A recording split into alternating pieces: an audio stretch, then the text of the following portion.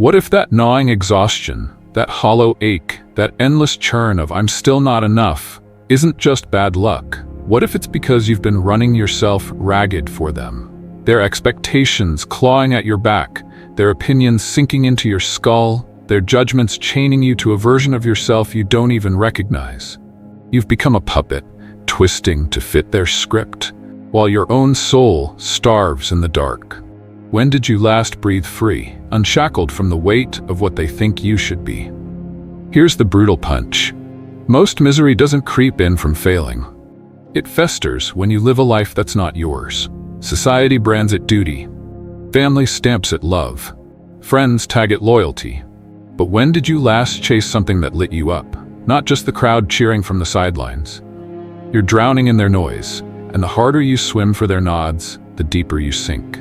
This isn't some feel-good hunch. Decades of psychology and social science, paired with the razor-sharp wisdom of ancient Stoics, lay it bare. Obsessing over others' approval is a cage you've locked yourself in. The more you bend for their applause, the more you fracture inside. True freedom? It's not handed out. It's seized when you stop dancing for their tune. Marcus Aurelius cut it clean. People will always have opinions, but you are not responsible for them. You are responsible only for yourself.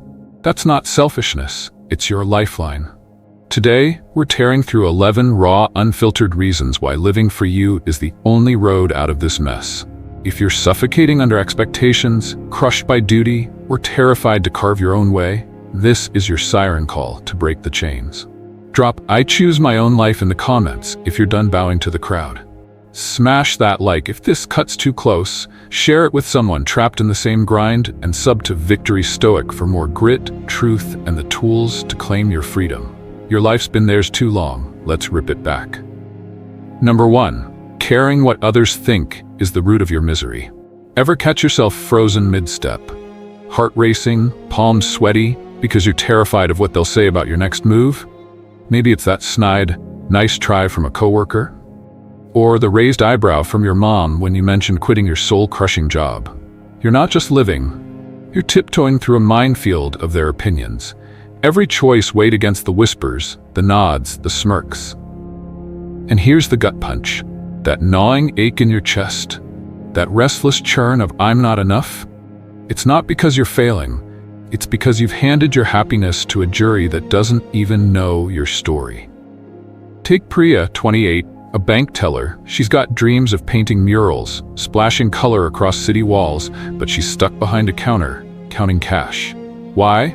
Her dad's voice echoes, "Art's a hobby, not a job," and her friends snicker, "You'll starve."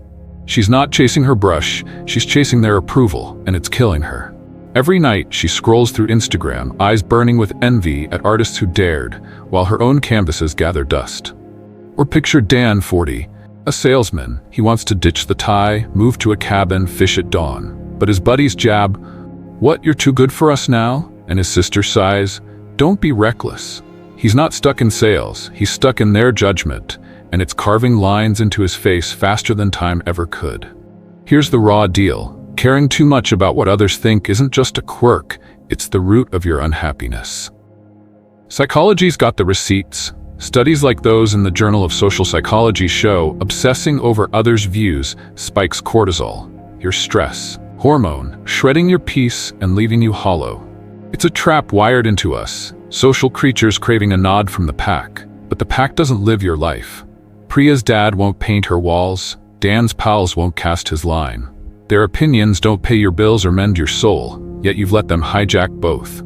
The Stoics saw it cold. Seneca said, "We suffer more from imagination than reality, and half that suffering's born from imagining their sneers." This isn't about them, it's about you. Every "what will they think" is a shackle you've forged, a weight you don't have to carry. Science backs the cost. Chronic people-pleasing doubles your risk of burnout, per a 2021 behavioral science report, while shrugging it off cuts that stress in half.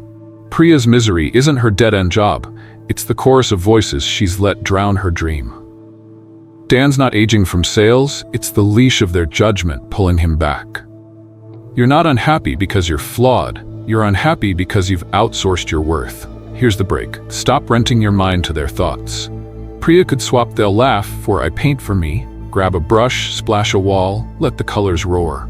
Dan could ditch, they'll judge for I fish for my dawn, pack a rod, breathe the woods, let their jabs fade. Next time their whispers creep in, halt. Ask, whose life am I living? Say it loud, mine, not theirs. And picture their voices shrinking, dust in the wind. No permission needed, just one fierce shift and the weight lifts. Priya's murals gleam now, Dan's casting lines at sunrise. Their thoughts don't own you, kick them out and watch your misery burn. Number 2, true freedom is daring to be disliked. What if the chains holding you back aren't forged by failure, but by that quiet, desperate itch to be liked? By everyone, all the time? You're tiptoeing through life, tweaking your words, your clothes, your dreams, just to dodge a side eye or a scoff. You're not free. You're a prisoner to their approval. A tightrope walker sweating over every nod, terrified of the fall if someone, anyone, turns away. And here's the knife twist. That suffocating need to please isn't keeping you safe. It's strangling the real you, leaving you a hollow shell chasing a thumbs up that'll never stick. Take Lena, 25, a barista. She's got a voice that could fill a stage, but she's pouring lattes instead. Why? Her mom tuts, singing's risky, and her friends shrug, you're not that good. She's not scared of failing, she's scared of them hating her for trying. Every shift, she hums under her breath, eyes darting, imagining their smirks if she dared a mic, their dislikes a gag she's tied herself. Or picture Marco, 38, a graphic designer. He's itching to ditch the 9-to-5, freelance on his terms, but his brother snaps, you'll flop, and his coworkers mutter, too cocky. He's not chained to his desk, he's chained to their good graces, sketching safe logos while his wild ideas rot in a drawer. Here's the raw cut. True freedom only kicks in when you dare to be disliked.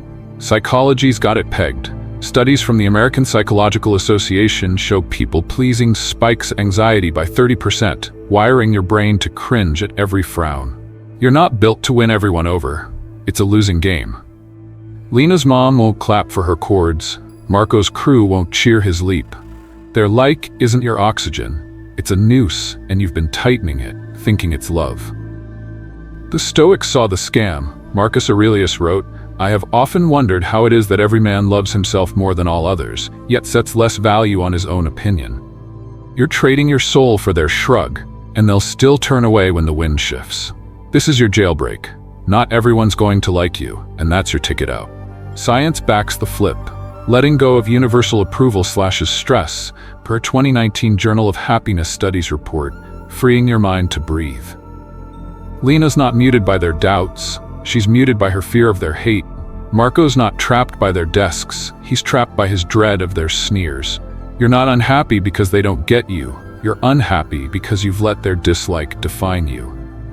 Here's the move, embrace the hate and run free. Lena could ditch they'll hate me for I sing for me. Grab a mic, belt it raw, let their frowns bounce off. Marco could swap they'll scoff for I design my way, pitch bold, chase gigs, watch their jabs fade. Next time their judgment looms, stop. Ask, do I need their love to live my truth? Say it loud, no I don't, and picture their boos as wind, not walls. No applause required, just one gutsy step and the cage cracks. Lena's voice echoes through bars now. Marco's sketching free, unshackled. Their hate doesn't own you, dare it, and you'll find the real you waiting. Number 3. You can change your life, starting right now. Most people walk around convinced that they are who they are, as if their personality, habits, and future are already set in stone. They blame their past, their upbringing, their circumstances, acting as if life handed them a script and said, here, this is you forever. But the truth? Life didn't hand you anything. You wrote that script yourself, and you can tear it up at any time. James used to be one of those people. He told himself he was unlucky, socially awkward, and not the type to take risks. He believed this so much that it became his reality. He avoided speaking up at work, hesitated to meet new people, and stuck to the same routines that made him miserable. Then one day, his friend, tired of hearing the same complaints, said, "You do realize you don't have to be this way, right?" The words hit him like a slap. It had never even occurred to James that he was treating his personality like an unchangeable fact, rather than a series of choices he repeated every day. Psychologists call this self-directed identity. The idea that who you are is not a fixed trait but an ongoing construction. The Stoics figured this out long before modern science put a label on it. One lost Stoic fragment states, "A man is not what has happened to him. He is what he chooses to become next." That's the key. Your past may explain you, but it does not define you. The only thing that defines you is what you do next. James decided to test this. Instead of repeating, "I'm bad at conversations," he started acting as if he wasn't. He forced himself into uncomfortable situations, knowing that his old belief was just a convenient excuse. Instead of avoiding risks, he asked himself, "What would I do if I wasn't afraid?" Then he did exactly that. Within months, people described him differently. They saw him as confident, decisive, even charismatic. And what changed? Nothing, except the fact that he stopped being loyal to an outdated version of himself. If you think you are stuck, that's just a sign you've stopped questioning the story you tell yourself. You are not shy, unlucky, or bad at something. You are simply someone who has practiced those traits long enough to believe they are permanent. But nothing is. The past is nothing more than a collection of moments you've given meaning to, and you can rewrite that meaning at any time. So if you're still waiting for permission to change, here it is. You don't need permission. You don't need a perfect plan. You don't even need to find yourself. You just need to decide who you want to be and start acting like that person today. Because the past is done. But the future? That's entirely up to you. Number 4.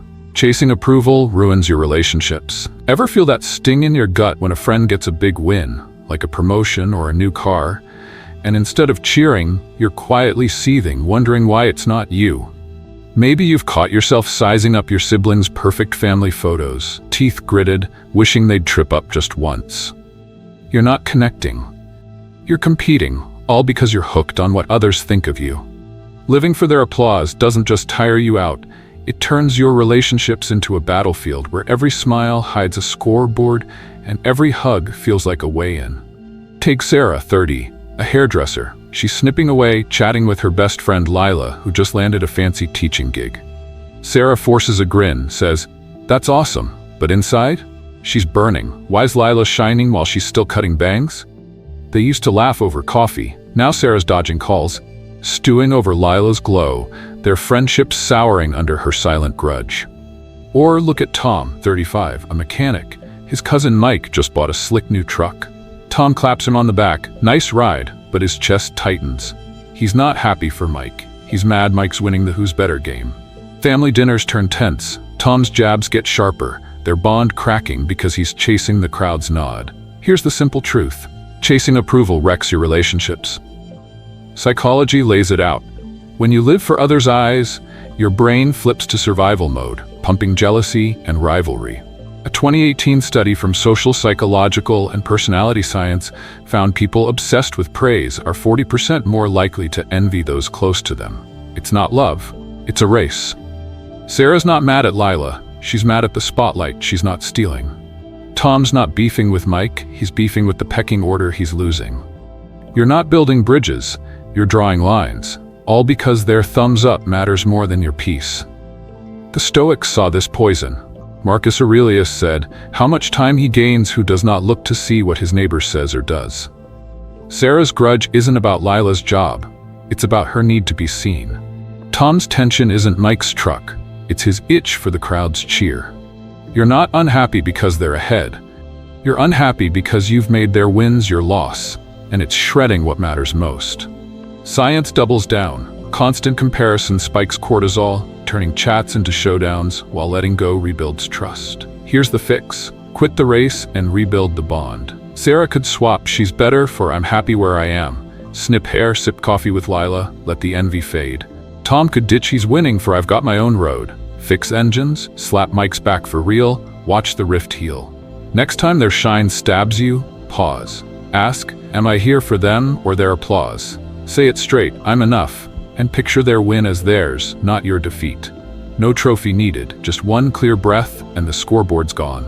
Sarah's laughing with Lila again, Tom's grilling with Mike, no edge. Their approval doesn't own your ties. Drop it and your relationships breathe free. Number 5. No one lives your life for you, so choose for yourself. People love to judge. They'll tell you what you should do, what's best for you, what's right in their eyes. They'll criticize your choices, question your path, and make you feel like you owe them an explanation for how you live. But here's the brutal reality. They judge, but you pay the price. No one else suffers the consequences of your decisions except you. If you follow their advice and fail, they won't bear the loss. If you live for their approval, they won't be the ones trapped in regret. At the end of the day, when the noise fades and it's just you and your own thoughts, you are the one who has to live with your choices. So why let anyone else dictate them? History is full of people who refused to let external opinions steer their destiny. Take Galileo Galilei, for example. When he supported the idea that the earth revolved around the sun, he was condemned by the church, forced to recant his findings, and placed under house arrest for the rest of his life. Imagine if he had given up his pursuit of truth just to please the people around him. But he didn't. He chose his own mind over public approval. And centuries later, he's remembered as a visionary, while those who condemned him are just footnotes in history. The Stoics knew this truth well. One of their most overlooked teachings states, "He who seeks the approval of others is a prisoner of their fears."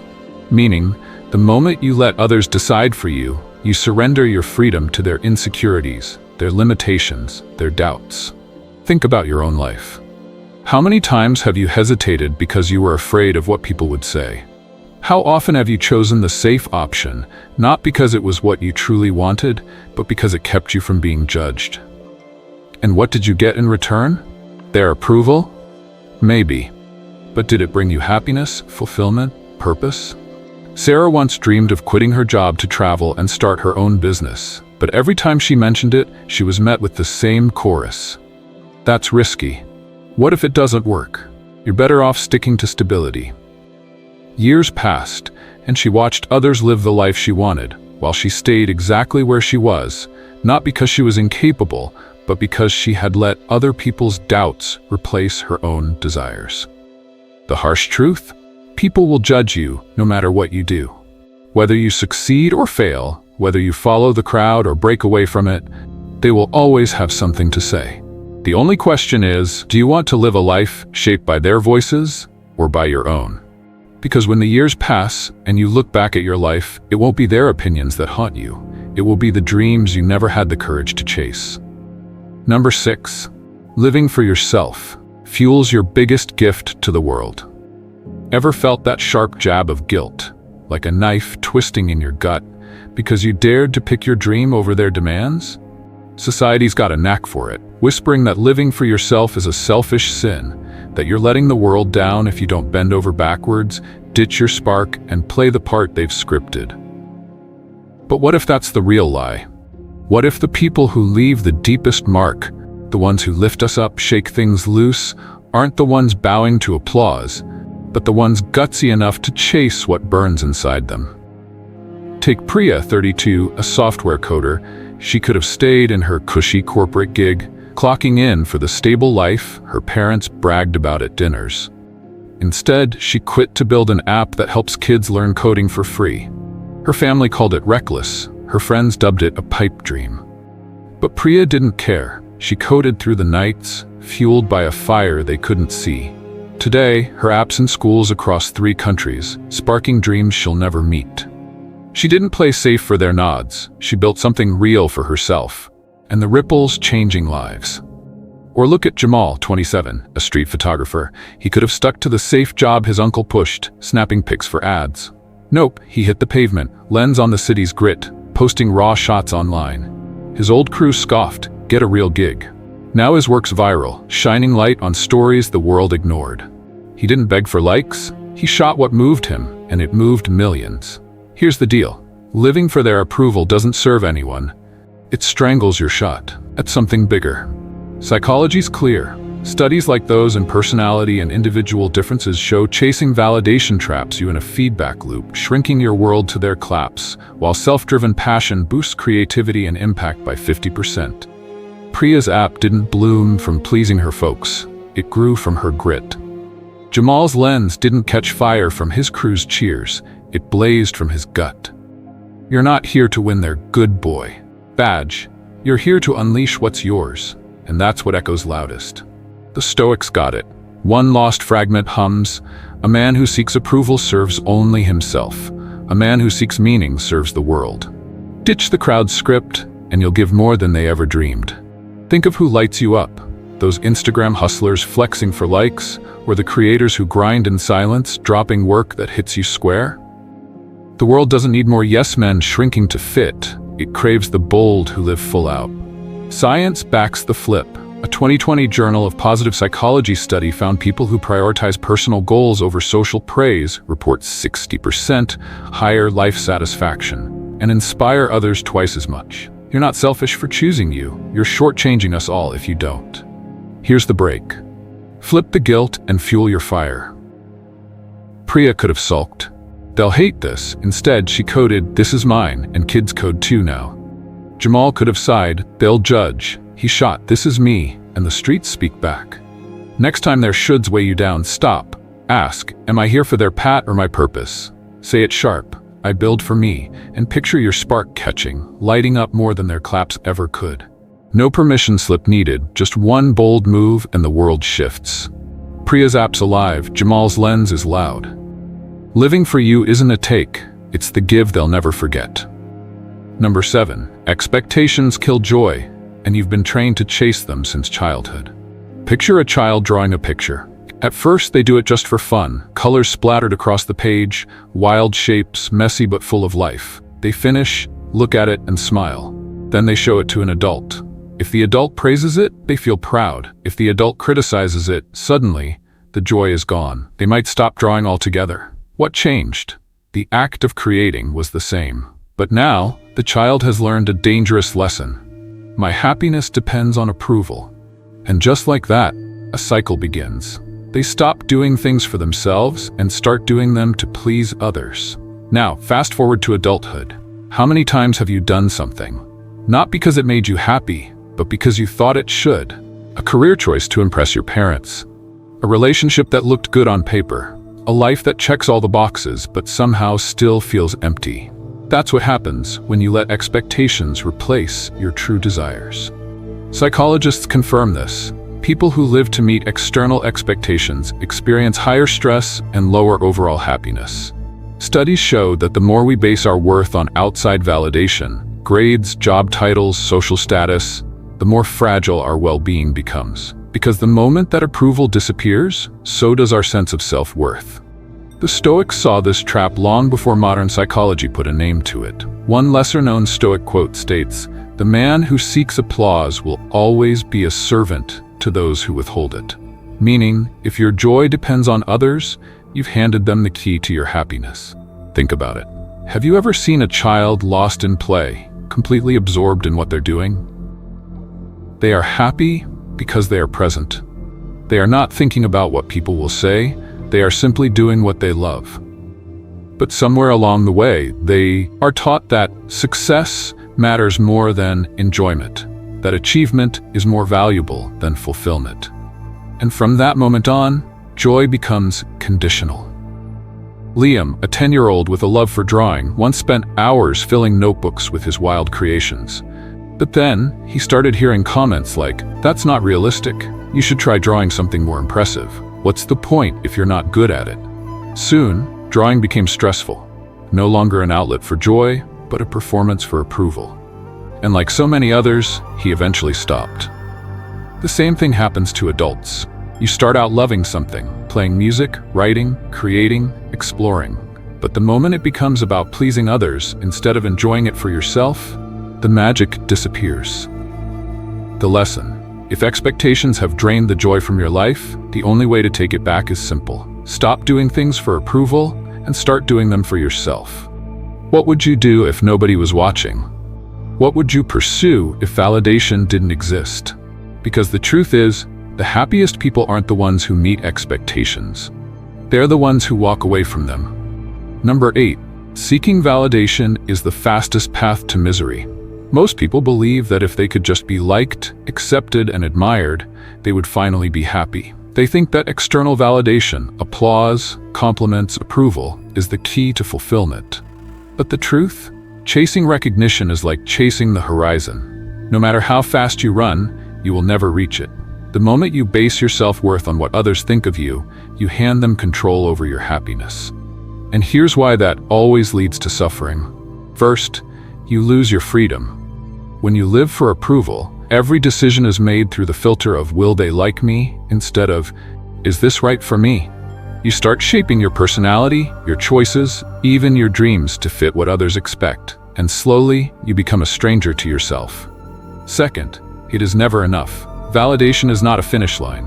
It's a moving target. One day they praise you, the next they forget you.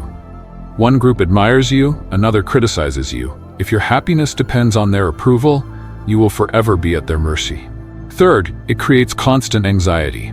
The fear of rejection, of saying the wrong thing, of not meeting expectations, it keeps you trapped. Even when you do everything right, someone will always disapprove. And then what? Do you change again? Do you shrink yourself further? How much of yourself will you sacrifice before realizing that their opinion will never truly satisfy you?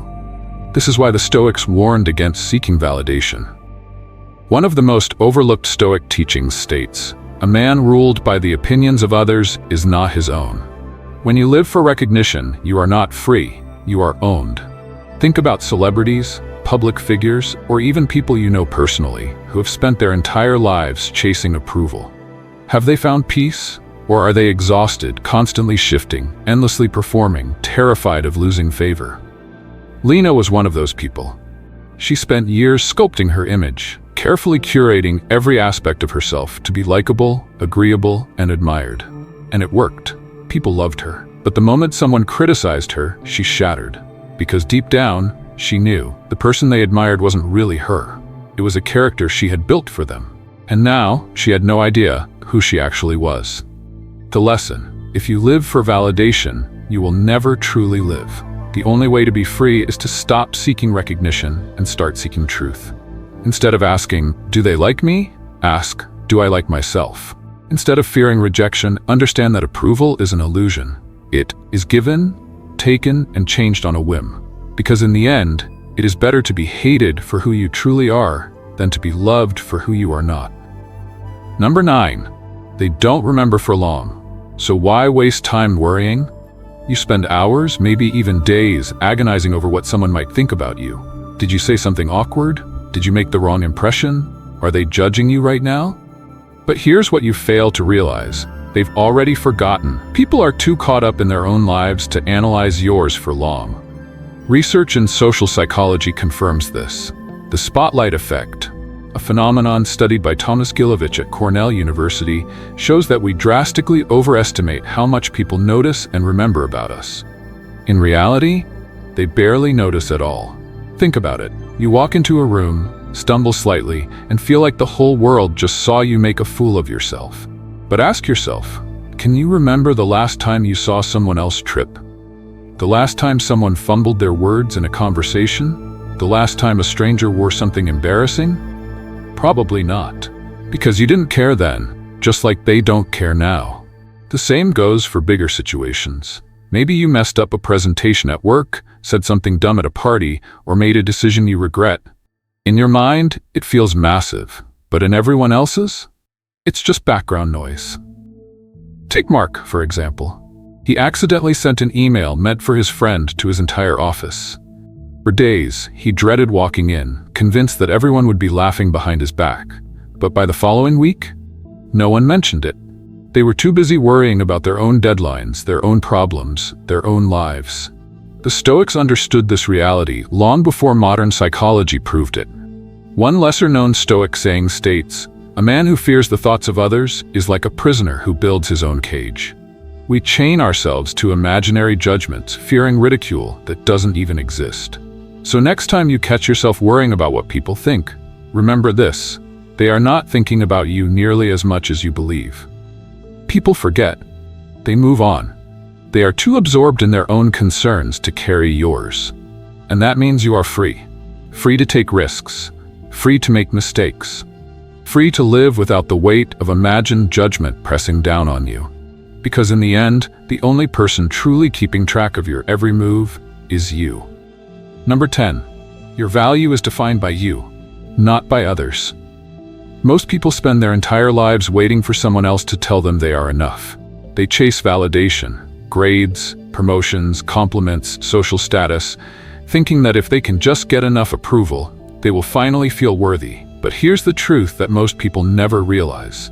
Your value has never depended on what others think. It has always been yours to define. Psychologists have studied this phenomenon for decades. In The Courage to be Disliked, based on the teachings of Alfred Adler, there is a powerful truth. You do not need to be loved by everyone.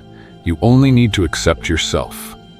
The moment you stop seeking external validation and start embracing who you are, you become untouchable. But society doesn't want you to believe this. From a young age, you are trained to think that your worth is tied to external things: good grades, popularity, financial success. The moment you seek approval, you give others control over your happiness. If they approve, you feel good. If they disapprove, you doubt yourself. And just like that, you become a puppet, waiting for someone else to pull the strings.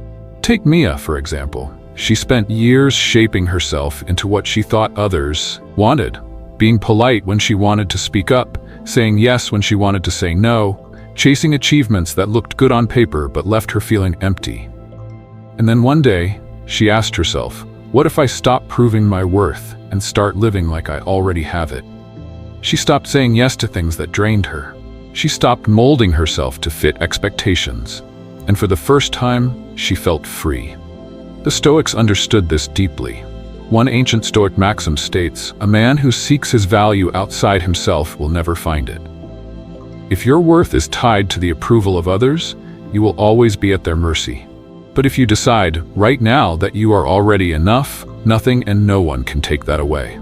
So ask yourself, are you living for recognition, or are you living for yourself? Are you waiting to be told you're enough, or have you already decided that you are? If you stopped seeking validation today, how much of your life would change? Because here's the truth. You don't need to be liked by everyone. You don't need applause. You don't need permission. You need only one thing: to accept yourself as you are right now. Number 11. Real happiness comes from living your truth. Ever wake up chasing that big, shiny someday, a fat paycheck, a corner office, a life that screams "I've made it," only to feel emptier with every step you take toward it? You're running a race you didn't sign up for, piling up wins that don't warm your chest. All because you've bought the lie that happiness is some trophy dangling out there, waiting for you to grab it. You're not living. You're performing, hunting for a spotlight that'll never feel like home. But what if happiness isn't that at all?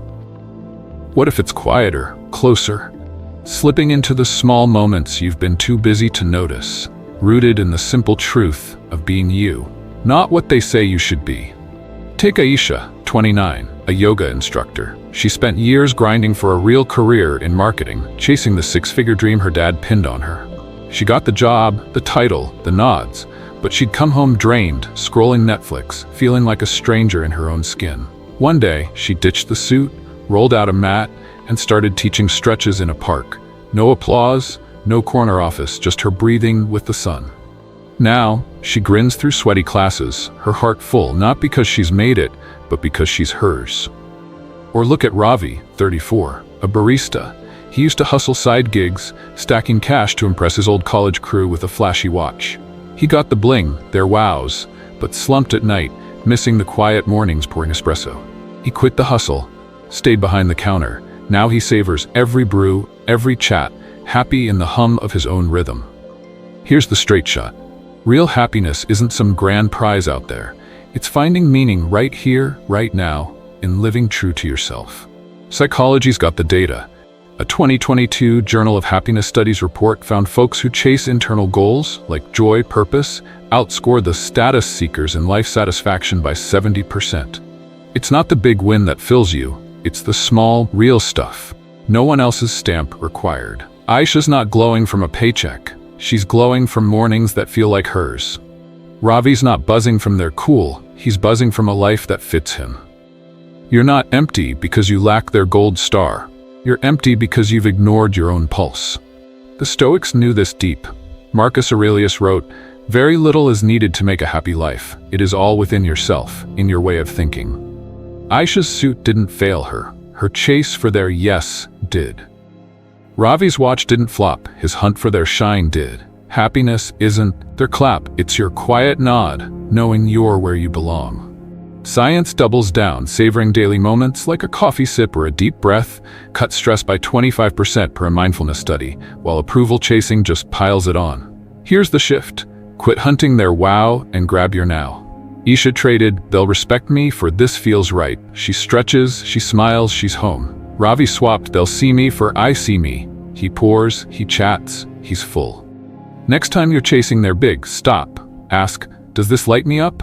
Say it soft, I'm here for me, and feel the day shift, a walk, a tune, a breath that's yours. No podium needed, just one real moment, and the void fades. Aisha's mat's her world now, Ravi's brews his peace. Happiness isn't theirs to give, it's yours to live. Conclusion, live for yourself, because no one else can. Living for others is a prison you build for yourself. These 11 truths, drawn from the insights of Alfred Adler, Stoic wisdom, and hard reality, prove that living for yourself is not selfish. It is the only path to true freedom and happiness. The moment you stop shaping your life around the expectations of others is the moment you start truly living. Marcus Aurelius once said, "You have power over your mind, not outside events. Realize this and you will find strength." That strength, it comes from refusing to let others dictate your path. It comes from the courage to be disliked, to choose your passion over approval, to define your own worth rather than waiting for someone else to hand it to you. Because if you let others write your story, you'll reach the end and realize you never really lived. So ask yourself, who did you live for today? Have you been walking your own path or following a script written by someone else? Pick one lesson from this list. Drop the weight of expectation. Pursue what excites you, even if no one understands it. Accept that not everyone will like you, and move forward anyway, because waiting for permission is just another form of wasting your life. Like this, if you're ready to live for yourself, share it with someone who needs to break free, and subscribe to Victory Stoic for more raw truth and unfiltered wisdom. Comment "I live for me" below to claim your own path. Thank you for being here. Your life is yours. Make sure you're the one living it.